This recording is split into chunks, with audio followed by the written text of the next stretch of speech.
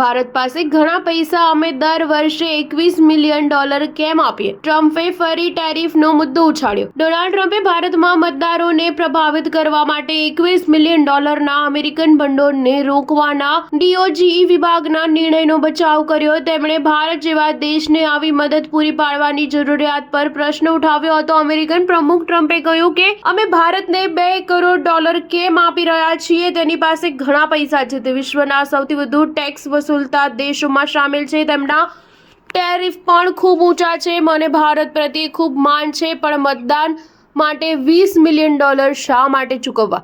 ઉલ્લેખનીય છે કે 16 ફેબ્રુઆરીએ ઇલોન મસ્કના નેતૃત્વ હેઠળના DOGEએ વિવિધ દેશના ભંડોળને રોકવાની જાહેરાત કરી હતી, જેમાં ભારતમાં મતદાનને પ્રોત્સાહન આપવા માટે $21 મિલિયન રકમનો પણ સમાવેશ થયો હતો.